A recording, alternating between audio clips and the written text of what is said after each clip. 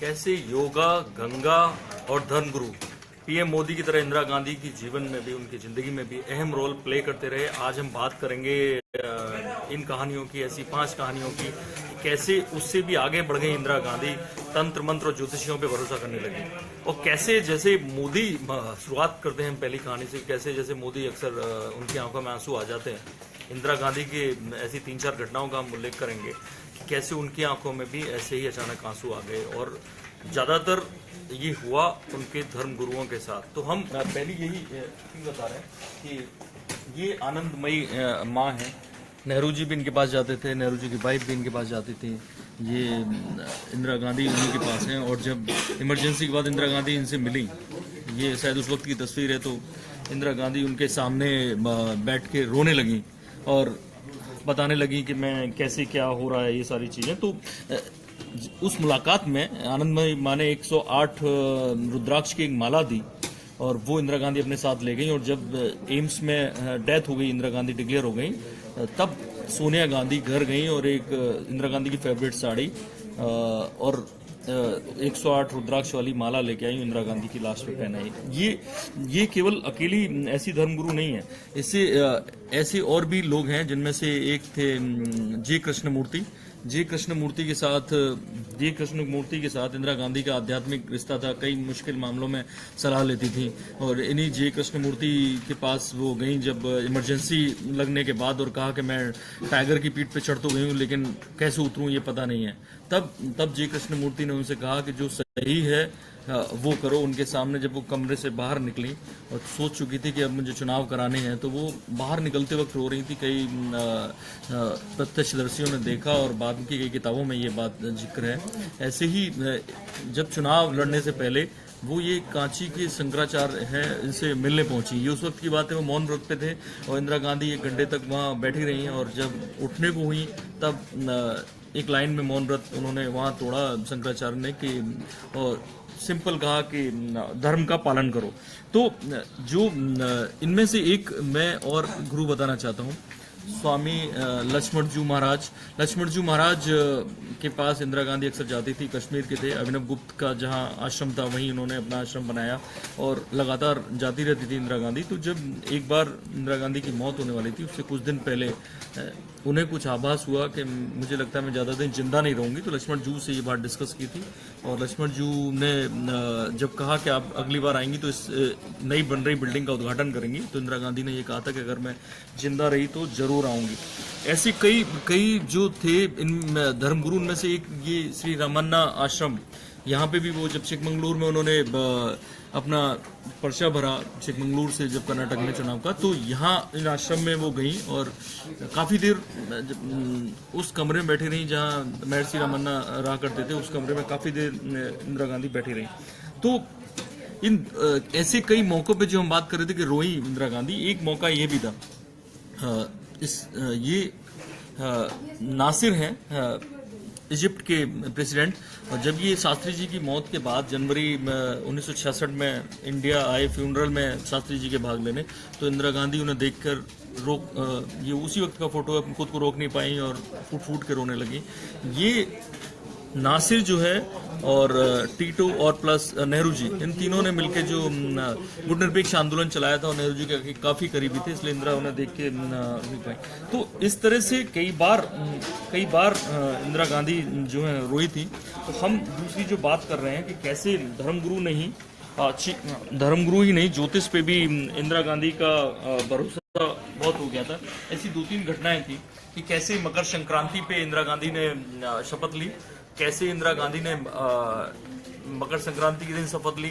एक बार 6 फरवरी पर जब 6 फरवरी को सूर्य ग्रहण आया, तो इंदिरा गांधी लॉरेन हार्डी की फिल्म देख रही थी और राजीव गांधी बाहर लॉन में टेलीस्कोप लगा के सूर्य ग्रहण देख रहे थे। जैसे ही सूर्य ग्रहण का वक्त आया, इंदिरा गांधी अंदर चली गई और अपने कमरे में जाके खड़ी हो गई। सूर्य ग्रहण खत्म हो गया और वो वापस आ गई। तो ऐसे में ये सब चीजें अलग अलग किताबों में जो वहाँ प्रत्यक्षदर्शी होते थे उन लोगों ने बताई हैं। तो उस वक्त इंदिरा गांधी, स्पेशली इमरजेंसी के बाद जो उनकी हालत हुई, चुनाव हारी, उसके बाद इंदिरा गांधी ने लगातार ज्योतिषियों पे, जैसे एक ज्योतिषी थे गुजरात के जिन्होंने तब संजय गांधी को कहा कि संजय गांधी के लिए कहा था कि उनकी मौत हो सकती है, उनकी खतरा है, उन्होंने कोई तारीख भी बताई थी। बाद में जब संजय गांधी की मौत हो गई और उसको उनसे डिस्कस किया गया कि उसी तारीख पर मौत हुई है, तो अब वो राजीव गांधी के बारे में कोई भविष्यवाणी कर रहे थे। तो ऐसे में इंदिरा गांधी ने किया ये कि राजीव गांधी की एयरलाइंस की नौकरी छुड़वा दी कि नहीं, हो सकता है कि वो ज्योतिषी जो है ठीक कह रहा हो आप, और जब जबरन राजीव गांधी को प्रेशर डाला, राजीव गांधी को वो नौकरी एयरलाइंस की छोड़नी पड़ी। तो इस तरह से इंदिरा गांधी लगातार हो ही रहा था कि पहले धर्मगुरुओं के टच में थी, आध्यात्मिक सलाह उनसे लेती थी लगातार। हमने आपको आनंदमयी माँ, शंकराचार्य, सरस्वती, लक्ष्मण जी और जी कृष्णमूर्ति, आपको ये चार दिखाए, महर्षि रमन्ना के आश्रम में गई थी। लेकिन अब धीरे धीरे क्या हुआ कि वो ज्योतिषियों के संपर्क में आने लगी और ज्योतिषियों की बातों पे भरोसा करने लगी। हमारी जो तीसरी कहानी है कि कैसे इंदिरा गांधी का, जब संजय गांधी की पे खतरा आया, वहां से इंदिरा गांधी का लोगों ने लगातार कहना शुरू किया, जब संजय गांधी की मौत को खतरा है, जान को खतरा है, तो संजय गांधी को लेकर, क्योंकि उनका फेवरेट बेटा था, इंदिरा गांधी चिंतित हुई। तो जब उनके लोगों ने कहा कि आप झांसी का मंदिर है, ये वो मंदिर है काली मंदिर, आप इसमें एक लक्ष्य चंडी यज्ञ कराइए, उसमें हजारों लाखों मंत्रों की आहुति देनी होती है। 1979 में वो शुरू हुआ, उसके बावजूद 1980 में डेथ हो गई संजय गांधी की, लेकिन फिर भी वो पूरा यज्ञ 83 तक चलता रहा। तो ऐसे लगातार होता था कि इंदिरा गांधी को कोई ना कोई जो उन्हें बोलता था वो अक्सर मान लेती थी। वो एक बार त्रिपुर सुंदरी के मंदिर में गई, वहाँ त्रिपुरा की महारानी के साथ, तो वहाँ उन्हें बाद में बताती हैं कि मुझे लगा कि वो जीवित हैं। ये बात उन्होंने अपनी सहेली को कही, सहेली ने बायोग्राफी में लिखी। ऐसे ही एक बार 1 महीने तक वो सो नहीं पाई, क्योंकि उनके सपने में ये उन्होंने अपनी सहेली थी पुपुल जयकर, उनको बताया कि वो 1 महीने तक मैं सो नहीं पाई, रात को 2-3 बजे उठ जाती हूँ, क्योंकि मेरे सपनों में एक बुढ़िया आती है और वो चुड़ैल जैसी दिखती है और आके मुझे कोई बचाता है, तो वो सफ़ेद कपड़े पहन के, तब जाके वो इन जे कृष्णमूर्ति से मिली, आध्यात्मिक अपनी जो उनके गुरु थे उनसे सलाह मांगी कि मैं क्या करूं। तो जी कृष्णमूर्ति ने कहा कि आप शांति से यहाँ बैठ जाओ बस।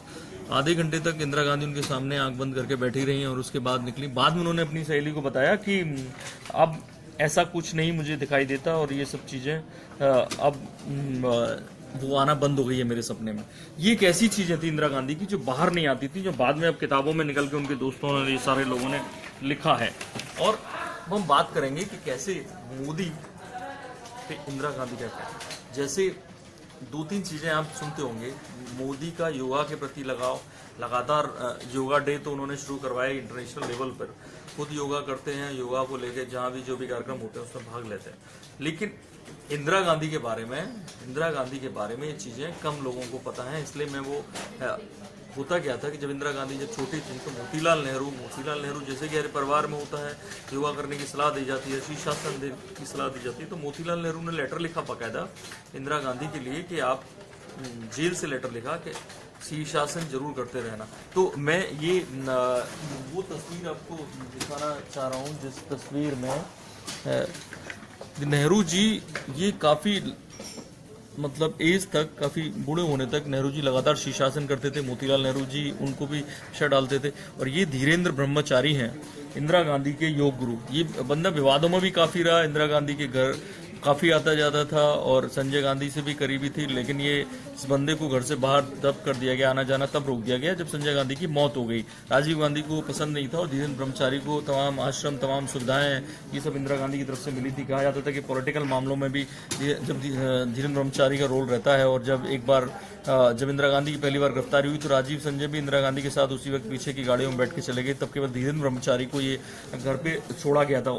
तो ये जो चीज़ें थी कि कैसे इंदिरा गांधी को योगा जो उनकी ज़िंदगी में शामिल था, तो योगा इंदिरा गांधी की ज़िंदगी में शामिल था। दूसरा, जब चिकमंगलूर में इंदिरा गांधी सभा कर रही थी, तो वहाँ एक अजान की आवाज़ सुनाई दी और इंदिरा गांधी वहाँ रुक गई। जब अजान पूरी हो गई तब इंदिरा गांधी ने, ये उनकी दोस्त पुपुल ने अपनी किताब में लिखा है कि कैसे इंदिरा गांधी अजान के वक्त रुक जाया करती थी। उन्होंने चुनावों की बात की है। तो मैं ये बताना चाहता हूँ, अभी जैसे मोदी जी के वीडियो आते हैं कि अजान के वक्त वो रुक गए, उस वक्त इतने वीडियो इंदिरा के उतने सामने नहीं आते थे, चैनल चलाने को नहीं थे, तो वो वीडियो होगा भी तो चैनल्स के लिए अवेलेबल नहीं है, तो वो चीज़ तब भी होती थी। ऐसे ही गंगा वाली बात पर मैं लोगों को एक दिलचस्प जानकारी ये देना चाहता हूँ कि जब राजीव गांधी को पॉलिटिक्स में इंदिरा गांधी लेकर आई, तो उन्होंने फिर उन्हें धीरे से काम करने शुरू किए। एक ट्रस्ट बनाया national trust of art and culture and heritage,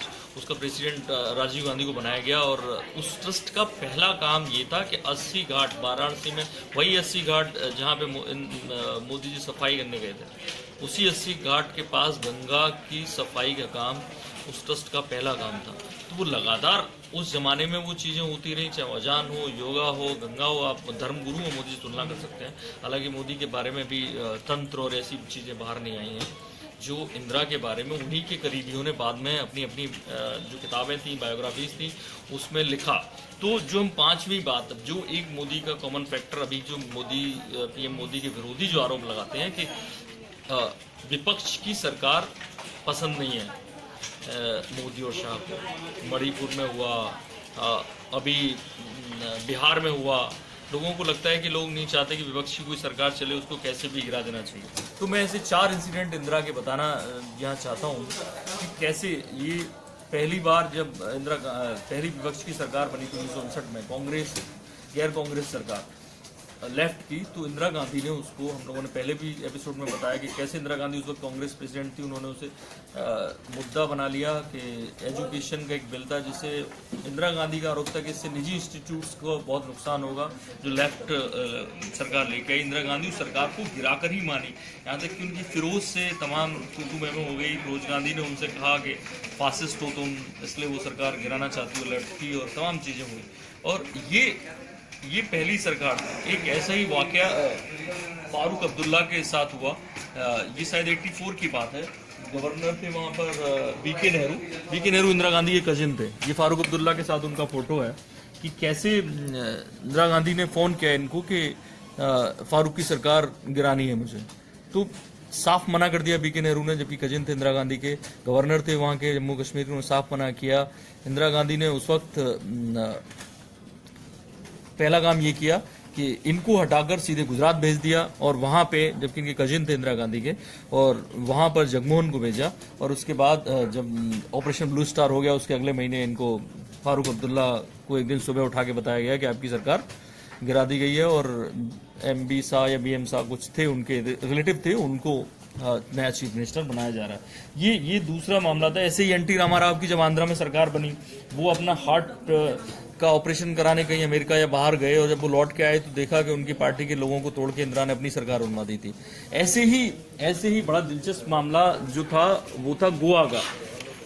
Bharat के राजनीतिक इतिहास में ऐसा कभी नहीं हुआ कि किसी राजनीतिक पार्टी के पास एक विधायक ना हो, एक विधायक ना हो और वो सरकार बना ले। ऐसा कभी नहीं हुआ। कुछ विधायक तो होते ही हैं, आप दूसरों को मिलाते हैं, समर्थन लेते हैं। 28 सांसदों के साथ चंद्रशेखर जी ने केंद्र में सरकार बनाई थी, बाकी लोगों ने सपोर्ट किया, लेकिन इंदिरा गांधी ने एक विधायक उनका 1980 में जीत के नहीं आया गोवा से। देवराज उर्स जो उनकी पार्टी पहले कांग्रेस में ही थे, उन्होंने अपनी कांग्रेस बना ली, कांग्रेस उर्स करके उस पार्टी का कैंडिडेट, और इवन सारे कैंडिडेट वहां जीते लगभग। इंदिरा गांधी की कांग्रेस का एक विधायक जीत कर नहीं आया, सरकार बन गई। लेकिन उसके बाद जब इंदिरा गांधी सरकार में आ गई तो इंदिरा गांधी ने वो पूरी की पूरी गोवा की जो पार्टी थी, गोवा की जो विंग थी, वो अपनी पार्टी में शामिल कर ली, और इस तरह से इंदिरा की सरकार बन गई। अब वो जो चीफ मिनिस्टर था वो इंदिरा की पार्टी का चीफ मिनिस्टर हो गया, वही लोग रहने दिए, और इस तरह से इंदिरा गांधी ने बिना विधायक के पूरी की पूरी सरकार तोड़ ली, बना ली अपनी। तो आपने देखा कि कैसे आज की पीढ़ी नहीं जानती है कि इंदिरा क्या करती थी, उनके लिए मोदी कुछ नया करते हैं तो उनके लिए खबर होती है। तो ऐसे में उनके लिए जानने के लिए बड़ी दिलचस्प चीज़ें थी हमने जो बताई कि जो मोदी अभी करते आ रहे हैं, इंदिरा कहीं एक कदम कई मामलों में आगे थी। तो हम ऐसी दिलचस्प कहानियां लेके आएंगे। आप देख रहे थे ये 17वां एपिसोड, हमारे 3 एपिसोड और बाकी हैं इस पूरी इंदिरा गांधी की 100 दिलचस्प कहानियों के। देखना मत भूलिएगा बाकी एपिसोड पे। थैंक यू, नमस्कार।